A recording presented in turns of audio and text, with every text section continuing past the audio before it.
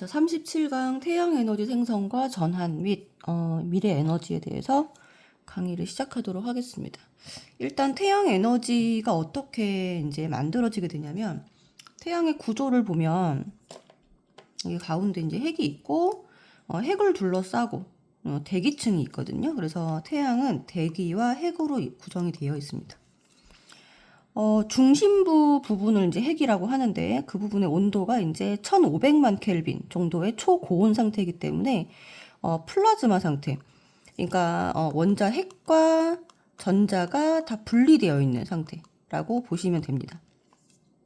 태양 에너지는 이제 중심부 부분에서 일어나겠죠. 그래서 수소 핵융합 과정을 통해서 수소 원자가 이제 원자 핵이 4개 반응을 해서 헬륨 원자 핵 하나로 바뀌게 되는데 이 과정에서 질량이 약간 감소합니다.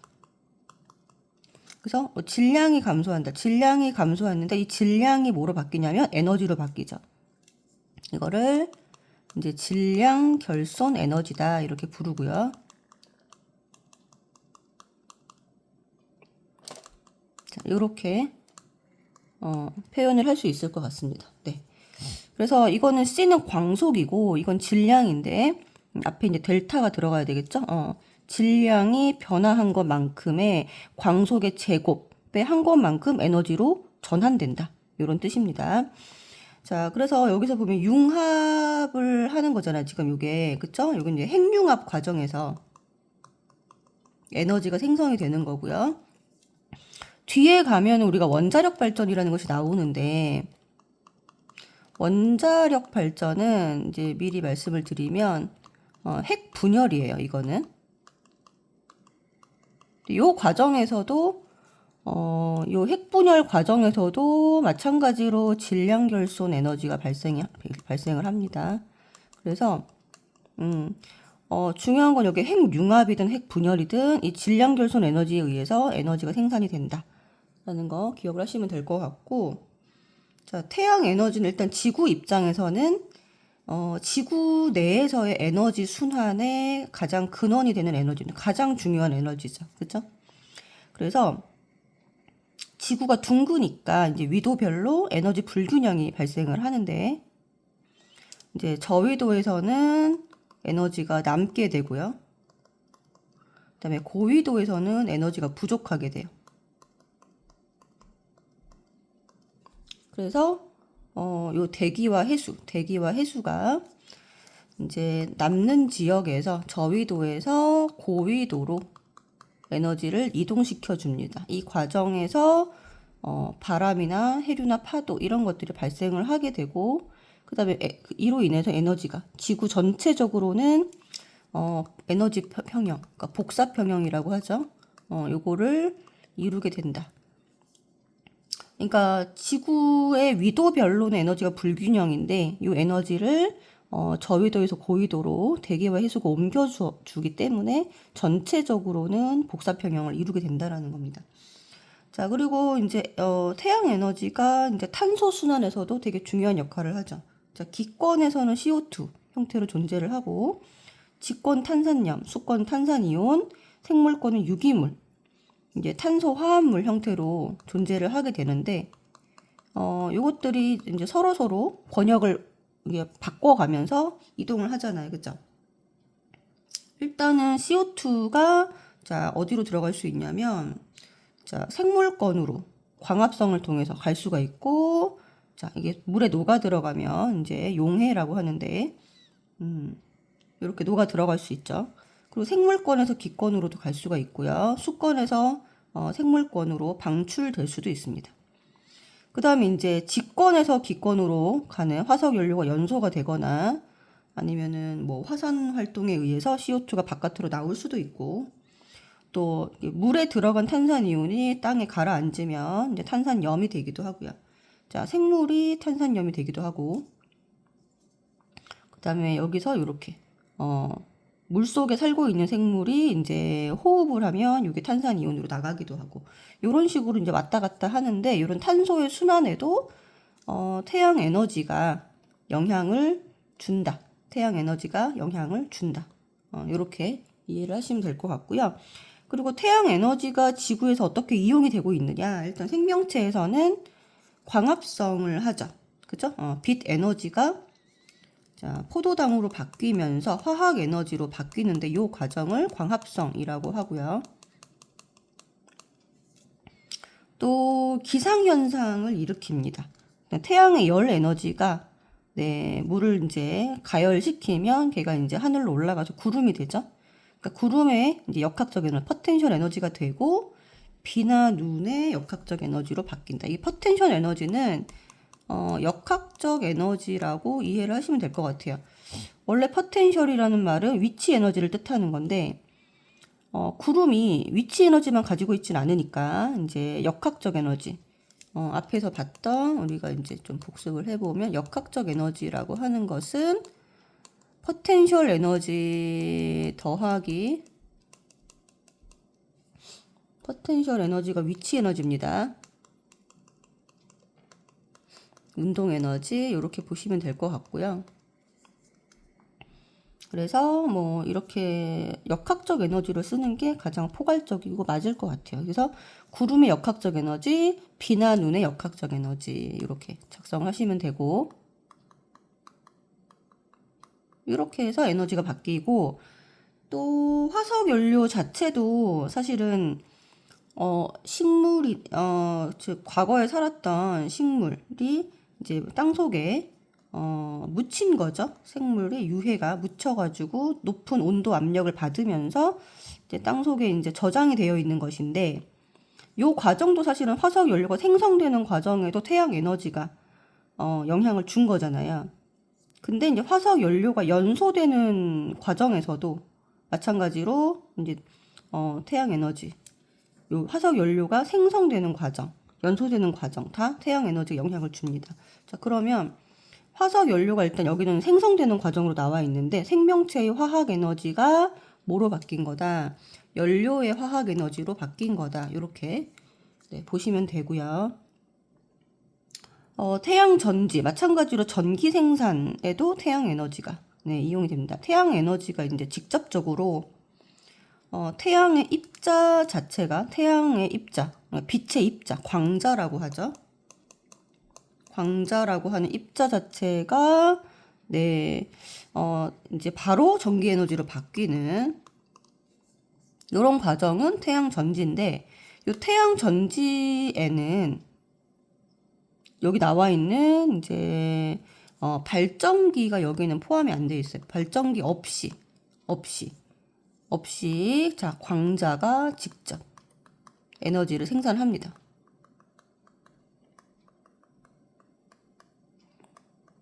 전환됩니다. 그렇죠? 자, 그래서 이거는 요거 전기로 전환될 때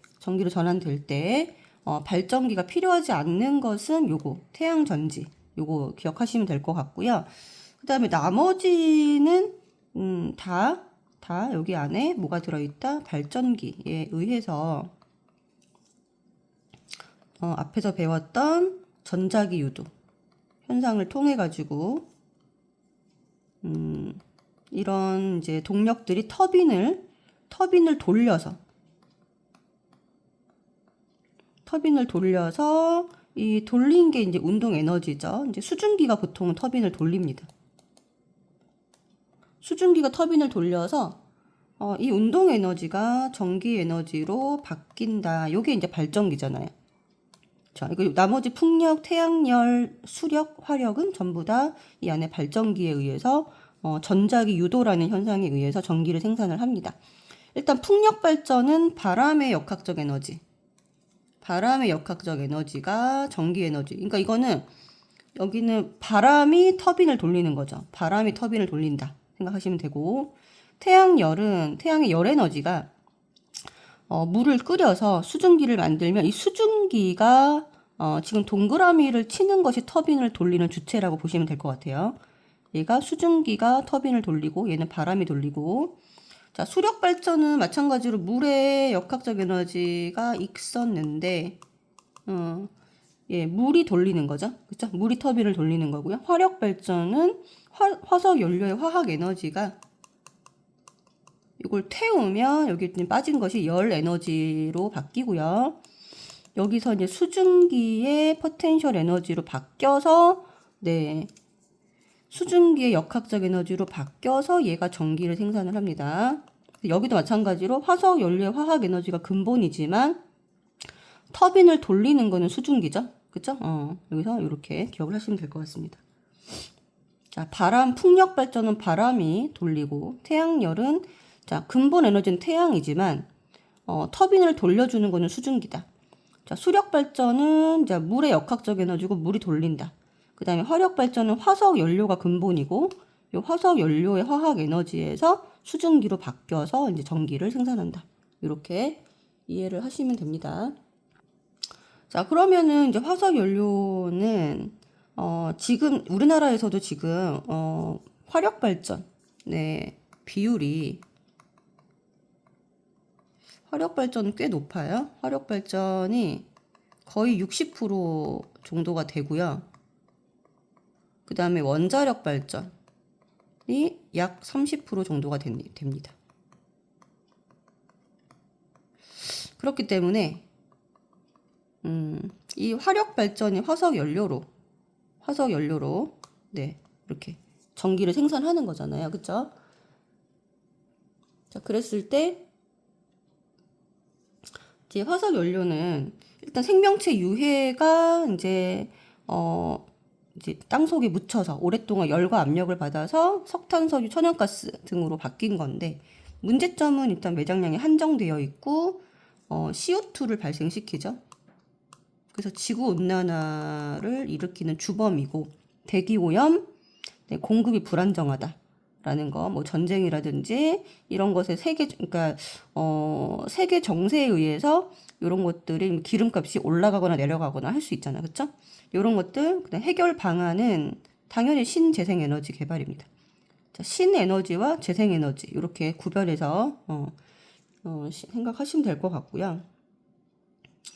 그 다음에 이제 대체 에너지로는 지금 아까 원자력 발전이 30% 정도 된다고 했는데 그게 이제 대체 에너지죠. 자, 핵발전이 원자력 발전입니다. 핵발전, 원자력 발전 같은 말이고 원자로에서 자, 우라늄 235 원자 핵분열할 때 발생되는 에너지를 그 발생되는 에너지로 물을 끓여서 이 열 에너지가 나오겠죠. 열 에너지로 수증기를 만들어서 수증기의 이 역학적 에너지로 터빈을 돌린다. 이렇게 보시면 되고요. 일단은 얘는 장점이라고 하면 이산화탄소를 배출하지 않는다.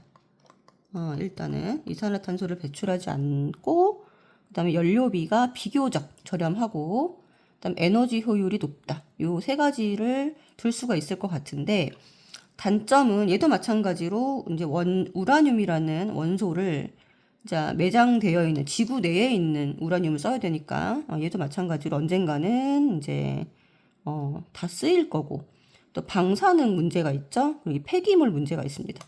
방사능이 유출될 수 있고 그다음에 방사성 폐기물 이런 문제들이 있고 이거 기억하셔야 되고요. 태양광 발전도 대체 에너지죠. 핵 발전하고 태양광 발전이 대체 에너지로 사용이 되고 있다. 태양의 자, 빛 에너지가 전기 에너지로 바뀌는 겁니다. 그러면은 이제 태양광 패널에 이제 이렇게 생겼죠. 태양광 패널이 이렇게 생겼는데 여기 이제 빛을 비추게 되면 여기서 이제 전자가 발생을 합니다. 전자. 그러면 전류는 이렇게 흐르고 여기서 발생한 전자가 요 방향으로 이렇게 흐르는 거죠.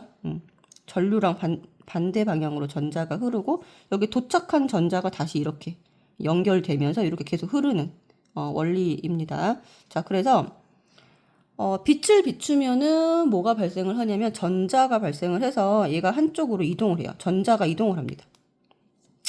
전자가 이동을 해서 전류가 발생하는 원리를 가지고 있다. 자, 일단 장점은 고갈되지 않는다. 유지보수가 편하다라는 것이 있고 단점은 일단 생산량이 일정하지 않아요. 계절의 영향을 많이 받고요. 그 다음에 날씨 영향도 받습니다.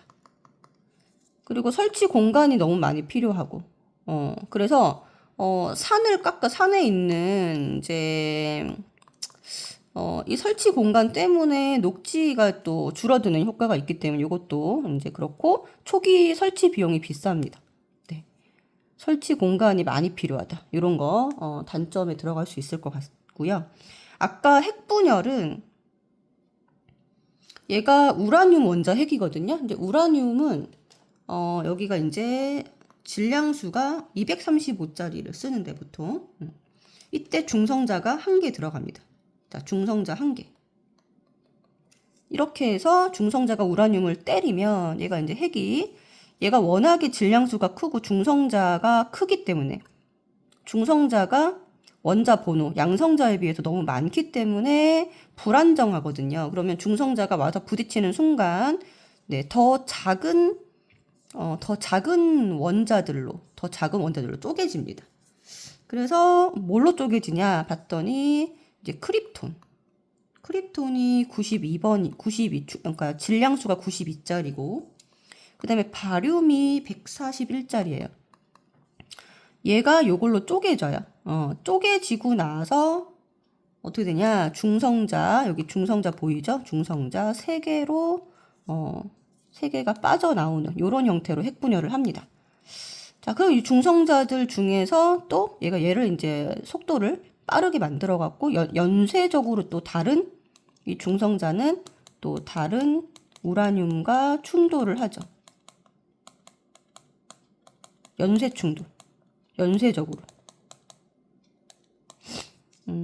그렇게 해서 계속적으로 분열하게 만들어 놓은 거. 요게 이제 핵분열인데 요 과정에서 뭐가 나오나요? 에너지가 나옵니다. 요 과정에서 에너지가 나오죠. 자, 이 에너지 마찬가지로 무슨 에너지라 그랬냐면 질량 결손 에너지다. 질량이 약간 줄어든다. 그쵸? 여기서 요 핵분열 과정에서 질량이 약간 감소한다. 이렇게 기억을 해주시면 될 것 같습니다. 자, 그래서 여기 지금 보면은 이제 감속제, 뭐 제어봉 이런 것들이 있는데 이런 것까지 자세히 알 필요는 없는데 이 감속제 냉각기에도 물이 필요하고요. 증기를 만드는데도 물이 필요하고 그다음에 뭐 여기 감속제로도 이제 바닷물이 필요하기 때문에 그래서 요게 핵발전지 원자로가 보통은 바닷가 물 근처에 있죠. 바닷가에 물이 많이 필요하다라는 것까지 기억을 해주시면 될 것 같고요. 그 다음 풍력 발전은 아까 얘기했듯이 바람의 역학적 에너지가 전기를 생산을 하는 거고 이 바람이 터빈을 돌린다라고 했습니다. 그리고 생산 단가가 저렴하고 국토를 효율적으로 이용할 수 있다. 무슨 말이냐면 이제 버려지는 산이나 뭐 바다 요런 데다가 이제 요 풍력 발전기를 설치를 할 수가 있죠. 그죠? 예, 그래서 국토를 좀 효율적으로 이용할 수 있다라는 장점이 있고 단점은 일단은 바람의 방향과 세기가 뭐 일정하지 않으니까 생산량이 일정하지 않을 수 있다라는 것과 소음이 발생하기 때문에 그러니까 민가가 있는 민가 1km 밖에다가 설치를 해야 됩니다. 그 다음에 자연이 훼손된다. 이런 식으로 보시면 되고 그 다음에 신에너지라고 하는 거는 자 일단 대표적인 게 연료전지가 있어요. 연료전지. 그래서 신에너지는 이렇게 이제 수소를 활용한 에너지라든가 아니면은 석탄이라고 하는 화석 연료를 다르게 가공해서 사용하는 것들을 신에너지라고 부릅니다. 연료전지는 자, 수소를 활용한 에너지입니다. 수소를 활용한 에너지고 그다음에 재생에너지는 그냥 버려질 수 있는 것을 전기로 바꾼다고 생각하시면 돼요. 재생이니까 다시 사용한다. 다시 살린다. 이런 뜻입니다. 재생이. 그래서 태양열. 가만 놔두면 이거 버려질 수 있는 거고 태양 에너지도 마찬가지죠. 바람도 마찬가지고 물도 마찬가지고. 그다음에 여기 있는 게 해양 에너지인데 해양 에너지는 두 가지가 있습니다. 조력 에너지와 이게 글자가 이상하네. 조력입니다. 조력. 조력 에너지와 파력 에너지. 요 두 개인데, 자, 조력 에너지는 뭐냐면, 이제, 조수 간만의 차를 이용해서, 자, 밀물, 썰물이 있을 때 조차를 이용하는 거고요. 파력 에너지는 파도의 에너지를 이용하는 겁니다. 네, 그래서 요게 이제 해양 에너지. 자, 폐기물, 바이오, 지열. 여기서 하나, 둘, 셋, 넷, 다, 일곱, 여덟 개. 총 8개. 여기는 4개 분야라고 알려져 있어요. 그쵸? 석탄의 액화랑 하나 더 있어요. 여기 화석 연료에. 그래서 신에너지 4개 분야랑 재생에너지 8개 분야가 국가에서 인정한 신재생에너지라고 할 수 있습니다. 자, 그래서 이제 연료전지가 중요하니까 연료전지는 자, 연료의 화학 에너지를 직접적으로 뭐로 바꾼다? 전기로 바꾸는 거예요. 자, 화학 에너지라고 하는 거는 수소랑 산소 이런 것들에 있는 에너지죠. 이런 에너지들을 전기 에너지로 바꾼다.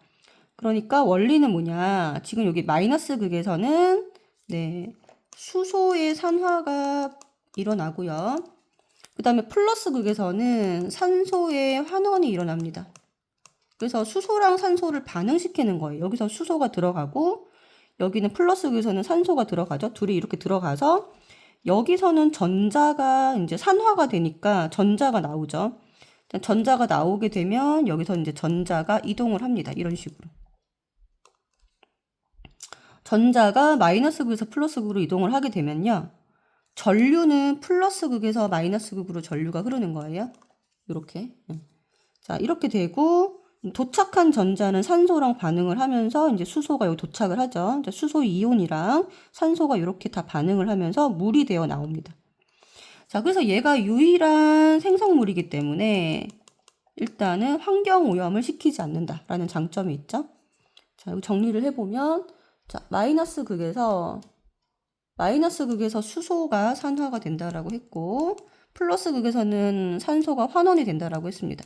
자, 그렇기 때문에 전체적인 반응식은 수소 2개랑 산소가 반응을 해서 2대 1대 2로 반응을 하는 요 화학 반응식. 요거 기억하시면 되고요. 그 다음에 효율이 일단 높다. 효율이 높고 자, 환경 오염 문제가 적다. 그러니까 그 말은 CO2를 발생시키지 않는다는 거예요. 환경 오염 물질을 발생시키지 않아서 일단 지구 온난화 이런 것으로부터 네, 조금 이제 자유로울 수 있다. 이런 것들이 있고 단점에는 일단 수소를 만드는 게 중요해요. 자, 수소는 어떻게 생산을 하냐면 수소를 생산을 하는 거는 물의 전기 분해로 생산을 합니다.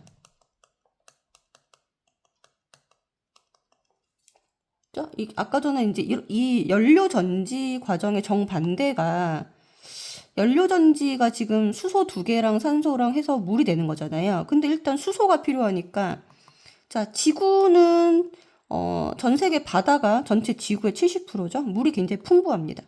그래서 물을 전기 분해시키면 수소를 만들 수가 있잖아요. 그렇죠? 이렇게 되잖아요.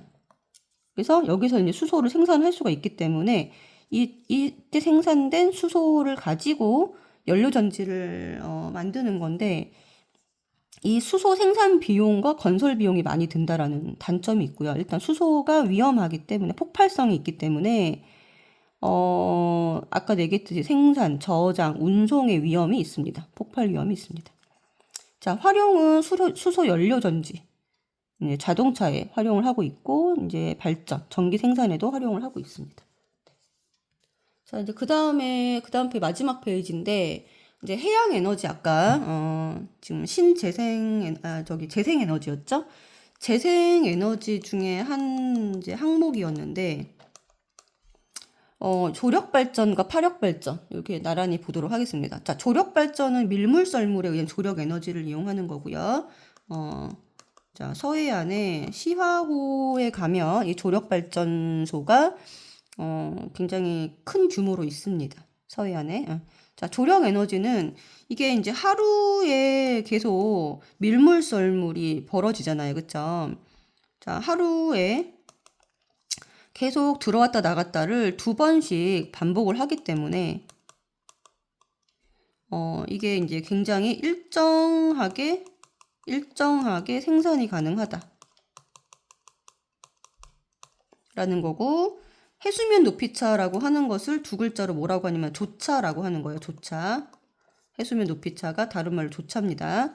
자, 조차로 전기 생산을 합니다. 자, 밀물때 들어온 것을 밀물때 이제 바닷물이 들어오면 그것을 호수에 가뒀다가 그 높이차, 물의 높이차를 이용해서 물을 방류를 하죠. 썰물 때. 그죠? 밀물 때 들어온 바닷물을 가둬두었다가 이제 댐 형식이죠. 댐 형식으로 가둬두었다가 호수에다가 이제 수문을 열고 썰물 때 물을 방류하면서 에너지를 생산을 합니다. 생산량이 일정하다라는 장점이 있죠. 그리고 이제 조차가 클수록 생산량은 늘어납니다. 생산이 커진다. 그래서 조차가 한 달 중에 가장 커지는 날을 살이라고 하죠. 살이. 그쵸? 그리고 가장 작은 날을 조금이라고 하는데 이제 한 달에 살이가 2번이고 살이가 한 달에 2번이고 그 다음에 조금이라고 해서 조차가 제일 작은 게 2번이잖아요. 이런 식으로 조차는 매일매일 변합니다. 매일매일 변하는데 점점 조차가 커졌다가 그러니까 이게 조차가 이런 식으로 한 달 주기로 커졌다가 작아졌다가 커졌다가 작아졌다가를 반복해요. 얘가 이제 이런 식으로 그래서 가장 조차가 높은 날 이날과 이날을 살인 날이다 이렇게 얘기를 하고 이렇게 얘기하고 조차가 가장 작은 날 여기랑 여기를 네, 조금이라고 표현을 하죠. 이런 식으로 그죠? 여기가 이제 조차라고 하면 자 이렇게 표현을 하는데 이게 이제 한 달 주기입니다. 이거는 살이가 2번 있고 조금이 2번이면 그러니까 무슨 말이냐면 조차가 계속 올라갔다가 내려갔다가 올라갔다가 내려갔다가 계속 반복하는데 어쨌거나 이게 일정하게 반복되는 거예요. 일정하게. 그래서 이 생산량이 굉장히 일정하게 반복되니까 조차가 클수록 생산량은 많아진다. 이렇게 보시면 되고 단점은 건설 비용이 비쌉니다. 그리고 설치 장소가 제한적이다. 왜냐하면 조차가 발생되는 곳에서만 생산을 할 수 있고 또 갯벌을 파괴할 수 있다. 건설 과정에서 이런 단점들이 있는 거예요.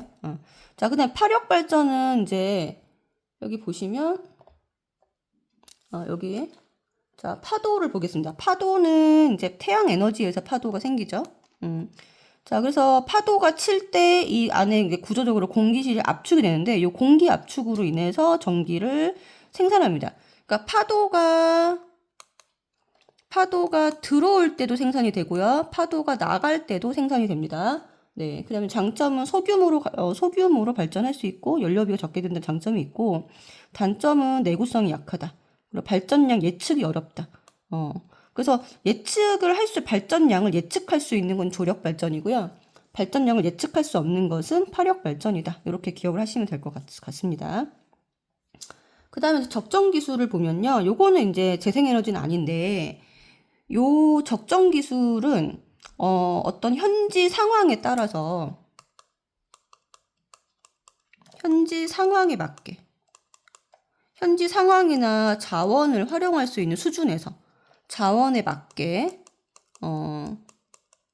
친환경적으로 어떤 맞게끔 개발된 기술이라고 볼 수가 있는데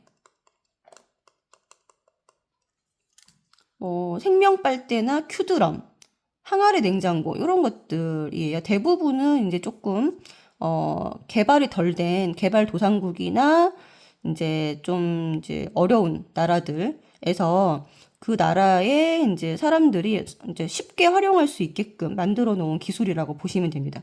그래서 여기는 굉장히 뭐 고난도의 기술이 들어가거나 뭐 그렇지는 않은데 굉장히 간단하게 활용할 수 있는 쉽게 활용할 수 있는 기술 이런 것들에 중점적으로 이제 개발되어 있다라고 보시면 돼요. 그래서 대신에 가장 중요한 건 뭐냐? 적정 기술의 핵심은 뭐냐면 현지 자원을 활용해야 되고 친환경적이어야 된다, 단순해야 된다. 라는 거, 그 전기에너지 사용하지 않는 거, 이런 것들이 적정 기술이라고 보시면 됩니다. 네, 그 생명빨대 많이 들어보셨을 거고, 그냥 물이 더러운 환경에 살아가는 아이들, 또 그런 사람들을 위해서 바로바로 이제 그냥 요 생명빨대로 더러운 물에 대고 물을 빨아 마시면 그냥 얘가 정수기 역할을 하는 거라고 보시면 됩니다. 네, 큐드럼은 그냥 이런 식으로 생긴 건데요. 여기다가 이렇게 연결을 해서 이제 쉽게 이제 사람이 이렇게 끌고 갈 수 있게, 요거 굴러갈 수 있게 물을 이동시키는, 자, 물을 이동시키는 그냥 통인데 드럼이라고 보시면 됩니다. 항아리 냉장고는 전기를 사용하지 않는 상태에서, 네, 전기 사용하지 않는 상태에서, 자, 물이 기화될 때, 좀 냉각이 되죠.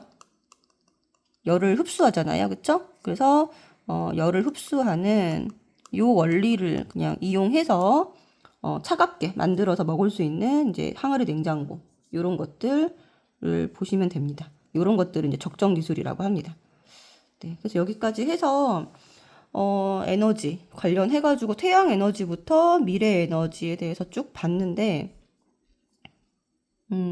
중요한 거는 사실은 전반적으로 조금 이해를 하시는 게 중요하고, 요 그림, 네, 여기 지금 태양 에너지 생성 과정 요 부분 좀 보셔야 되고, 또 쭉 내려가서 여기 태양 에너지가 어떻게 바뀌는지 요거는 상식선에서 다 이해를 하시면 될 것 같고요.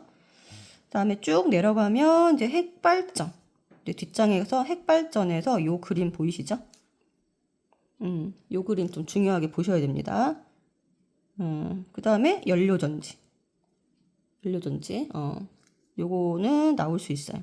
연료전지가 중요합니다. 그다음에 조력발전, 파력발전 비교해서 나오거나 적정기술까지 요거 세 개를 묶어서 그냥 문제가 나올 수도 있다.